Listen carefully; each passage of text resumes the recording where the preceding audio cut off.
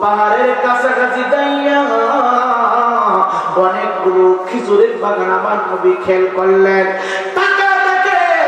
বিশাল বড় একটা খেজুরের বাগান নিয়ে বাবা, ওই খেজুর বাগানের ভিতরে একটা বয়স্ক মানুষ, চুল পেকে গেছে, দাড়ি পেকে গেছে, গায়ের চামড়া মনে হয় কসকসা হয়ে গেছে।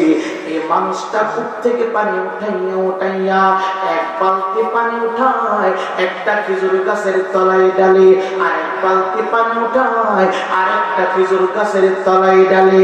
ডাক দিয়া কয়ে, দুনিয়ার মানুষ,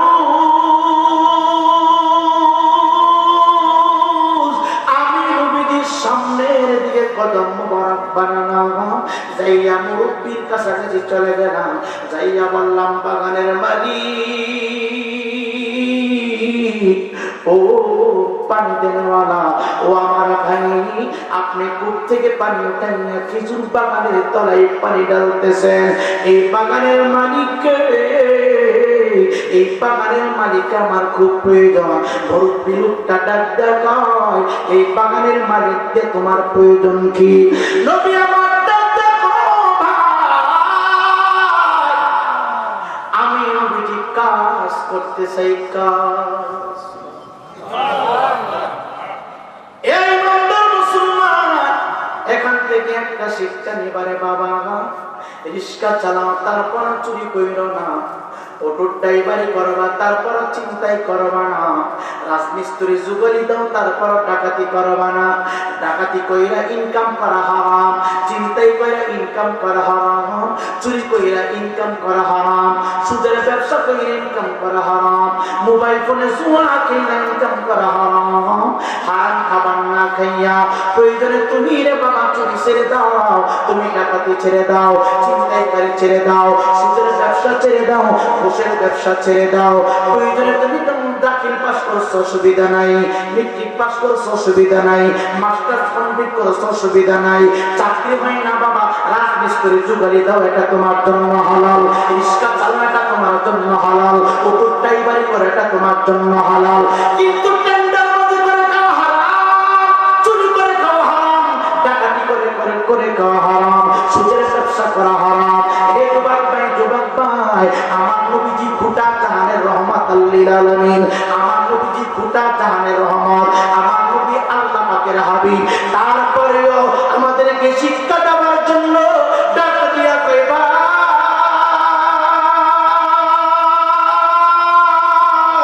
এই মুহূর্তে আমার একটা কাজের প্রয়োজন। বাগানের মালিকটা কোথায়? বাগানের মালিক কি কোনো কর্মচারী রাখবেনি? আমি তার সাথে কথা বলবো। আপনি কি পানি উঠাইয়া দিচ্ছেন? আপনি কি কর্মচারী নাকি বাগানের মালিক? বিদ্যালয়টা ডাক্তার কই কে গো তুমি? তোমার মুখের ভাষা এত সুন্দর, তুমি যতগুলা বাক্য বলতেছ, প্রত্যেকটা বাক্য থেকে যেন আমার হৃদয়টা পরিবর্তন হয়ে যাচ্ছে। চিৎকার করে কি সুবহানাল্লাহ বলা যাবে না?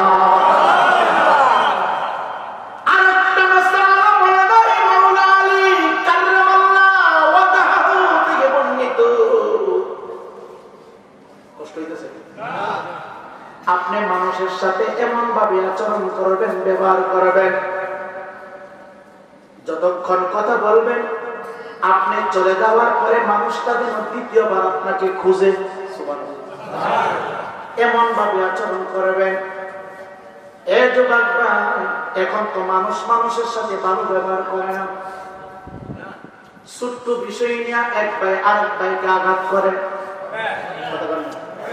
করেনি?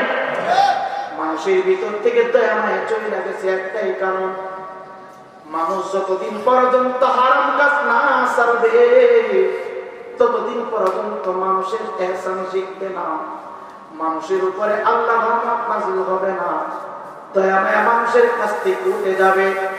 এই জন্য অনুরোধ কইরা বলি, ভাই বাবা, রক্তের বদল, যুবক ভাই ভাই ভাই ঝগড়া করবেন না, বংশের ভিতরে মুরব্বিদের সাথে বেয়াদবি করবেন না।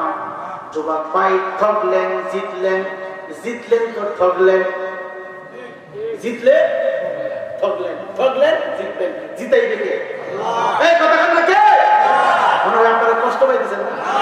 এই কথা বলে আমাদের প্রয়োজন কিনা?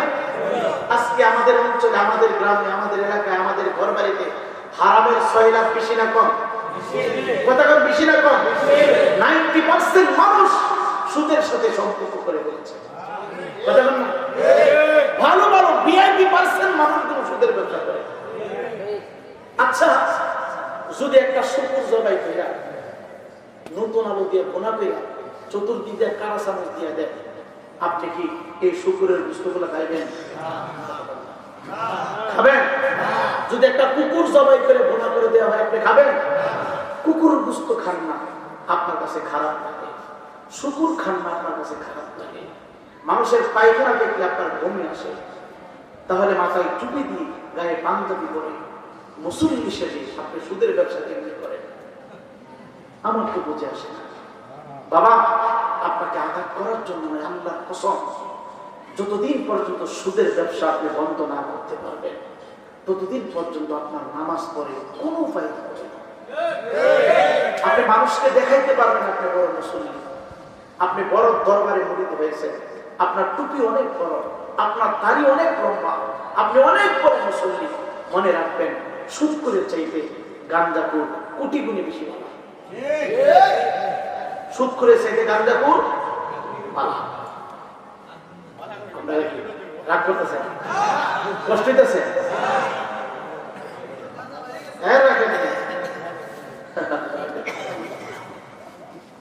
এই ফতুয়া শুনে আবার গাঁজা খাওয়া শুরু করবো, গাঁজার আমদানি করবো, ঠিক নেই?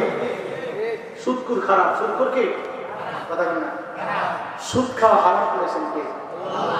সমস্ত নেশা দ্রব্য হারাম।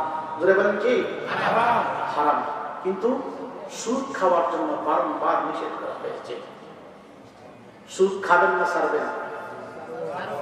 কথা বল না।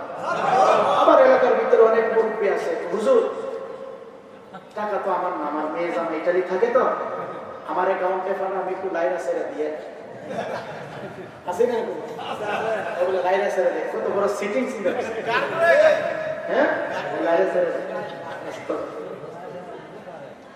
ভাই, আল্লাহ আমাদের সকলকে হেদায়েত দান করুন। জোরে বলেন আমিন। ভাই, আমরাও তো সুদের সাথে যুক্ত, আমরা যুক্ত না? আপনি সুদ খান, আজকে আমি খাবো আপনার বাড়িতে, আজকে আমি হাতিয়ে নিব, আমার অবস্থা কি? এর জন্য তো আমার আওয়াজ দিয়ে, আমার দোয়া দিয়ে কোনো কুফর। বিজয়নগরের ভিতরে শীতের মৌসুম আসলে আরে বাবারে কত আওয়াজ দেয়, নেই বামে সামনে পিছনে, বেশি হয় না কম হয়? কত ঘন্টা তারপরে মানুষ সুদ খাই কেন? কারণ একটাই, সুদ করে রস দিয়ে ওয়াজ করে না, এই ওয়াজ দিয়া মানুষ ডবল সুদ খায়। কথা বলেন, আপনি যদি সুদ খান, আপনার ঘরের ভিতরে যদি আমি রাই করি হুজুর সুদের রানের মুরগির রান খায় দোয়া করে, আল্লাহ আল্লাহকে বাহার রহমত দিতেছি,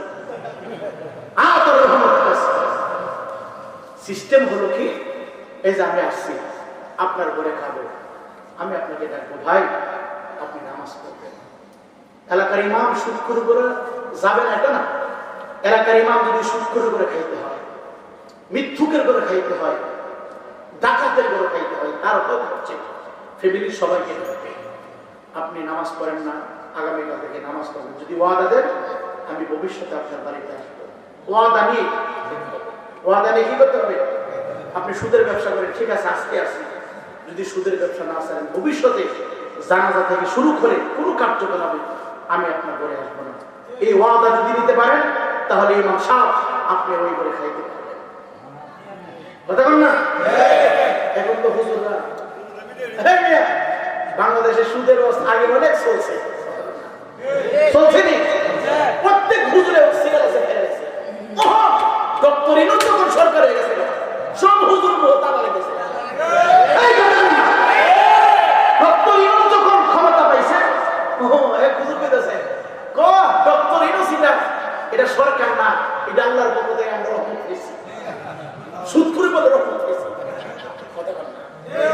এগুলো হচ্ছে উলামায়ের চাতুরে, উলামায়ের চাতুরে। ক্ষমতা যে এদিকে আছে, ওই নেতার ফাঁস আছে। কথা না ডক্টর ইউনূস কেন সুদের ব্যবসা করে, প্রধান নায়ক হতে পারে, প্রধান মন্ত্রী হতে পারে, রাষ্ট্রপতি হতে পারে। সুদ খাওয়া, রিস্কা চালকের জন্য দেওয়া হারাম, রাষ্ট্রনায়কের জন্য দেওয়া হারাম। কথা বলেন ঠিক না? এই বাংলাদেশের শান্তি আর তো কোনো নেই। কেমনে আসবে? আমরা মাথার বুঝিয়ে বয়ে গেছি ইরান সুদের কারণে। জোরে কোন ঠিক কিনা? ও আমার পরবর্তী আলোচনা চলে আসছে। জোরে কোন মারহাবা, নারে তাকবীর, নারে রিসালাত। হাফেজ গোলাম জিলানী আর নুমানী সাহেবের আহ্বান চিল্লায় করলেন মারহাবা। পরবর্তী বক্তা আসা মানে ঘন্টা বেঁচে যাও, হায়াত শেষ। থাক, আর বাকি কথা বলবো না, যেহেতু আমার পরবর্তী আলোচক চলে আসছে, উনি কথা বলবেন। আল্লাহ পাক এই কথাগুলোর উপরে আমল করার তৌফিক দেন সকলকে দান করে। আমিন। যুবক আপনি আমার ভাই, মুরব্বী আপনি আমার বাবা, আপনার পা আমার হাত, বিনয় শহীদ বলছে যদি পারেন সমস্ত সমস্ত নাপাক থেকে নিজেকে হেফাজত করবেন। জোরে কথা আমিন। যুবক আপনারা সবাই যাদের আব্বা আম্মা আছে, মা বাবার খেদমত করবেন তো? বলেন ইনশাআল্লাহ। আসমানের নিচে জমিনের উপরে আপনার কাছে সবচেয়ে উত্তম শ্রেষ্ঠ পীর হলো আপনার মা, আপনার বাবা। বলেন কে? আপনার মা। শুধু বিজয়নগর না, শুধু ব্রাহ্মণবাড়ি না, গোটা বাংলাদেশে যত বিশ্বাস আছে সবাই যদি একদিকে রাখেন, কোন বিশ্বাস বলতে পারবে না যে আমার চেহারা দিকে তাকালে, আমার চেহারা দিকে তাকালে কবুল হতে সব হবে। কিন্তু আমার নবীজি বলছে কোন সন্তান মা চেহারা দিকে তাকালে যতবার তাকাবে ততবার কবুল হতে সব। এর জন্য মা বাবার সেবা করার দরকার আছে না নাই? আছে না নাই? আর সরকারি বিশ্বাসের দরবারে যাবেন, কোন বিশ্বাস নাই, কিন্তু মা বাবা থাকবে আগে। মা বাবা কি? মা বাবার মানে কষ্ট দিয়ে মা বাবার কাছ থেকে দূরে থেকে চলে যাওয়া, এদিক সেদিক ঘোরাফেরা করা, এইগুলি ভালো লক্ষণ নয়। আল্লাহ তাআলা আমাদের সকলকে কবুল করুন। জোরে বলি আমিন।